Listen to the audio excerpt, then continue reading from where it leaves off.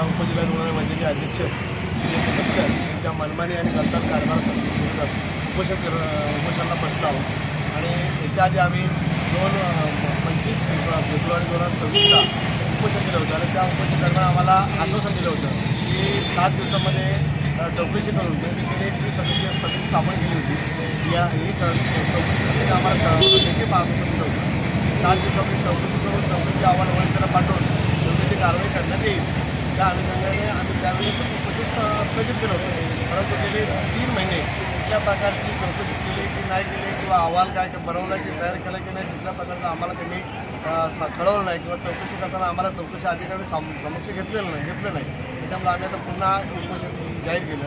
त्या उपोषणाची दखल कालपासून घेण्यात आली, कारण मान्य तहसीलदार धनंजय जाधव यांनी आम्हाला विनंती केली होती की आपण उपोषण करू नये, आपल्या मागण्या मान्य करतो, परंतु 3 महिन्यात काहीच केलं नाही।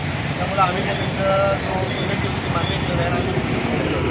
आज उपोषण ठिकाणी चौकशी अधिकारी आले, परंतु आम्हाला अपेक्षित होतं चौकशी अधिकाऱ्यांनी चौकशी पाठवून जर का 3 महिने झाले तर आम्हाला चौकशी अहवाल किमान पद्धतीने भेटायला पाहिजे। आपण 3 महिने झाले भेटला नाही आणि ते चौकशी अहवाल घेऊन आले।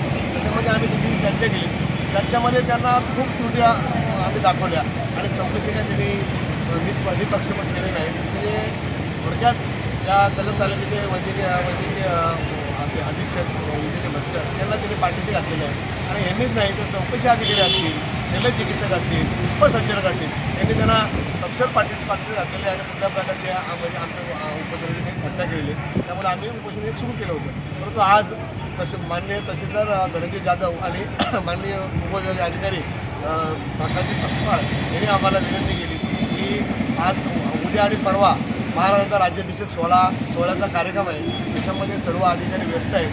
त्याच्यामुळे आपण हे उपोषण म्हणजे आज ते रविवारपर्यंत थांबवावे आणि आपलं कंटिन्यू सोमवारी केलं तरी चालेल। त्यांच्या मी विनंतीला आणि महाराजांचं नाव महाराज सोहळ्यासाठी आम्ही कुठल्या प्रकारचं गालबोट लागू किंवा कुठल्या प्रकारचे व्यक्ती येऊ नये आणि अधिकाऱ्यांना तिथं व्यवस्थित सोहळ्याला उपस्थित राहता यावा या उद्देशाने महाराजांच्या सोहळा आहे म्हणून आम्ही रविवारपर्यंत आम्ही उपस्थित थांबवलेलं आहे किंवा सोमवारपर्यंत आम्ही आता हे कंटिन्यू करणार आहोत। आणि सोमवारी याच उपोषण ठिकाणी उपसंचालक ठाणे, त्याच्यानंतर चिकित्सक रायगड, त्याच्यानंतर चौकशी अधिकारी आणि कर्जत उपजिल्हाधिकारी वैद्यकीय अधीक्षक मस्कर हे सोमवारी आमचं समाधान करणार आहे। म्हणजे कोणावर कारवाई करायची की कोणा चौकशी केली कारवाई करणार काय करणार त्याच्याबद्दल आम्हाला सविस्तर आमचं समाधान करणार आहे। त्याच्यामुळं आम्ही हे उपोषण आज स्थगित करतो आहे आणि सोमवारपासून पुन्हा आम्ही सुरू करणार आहोत।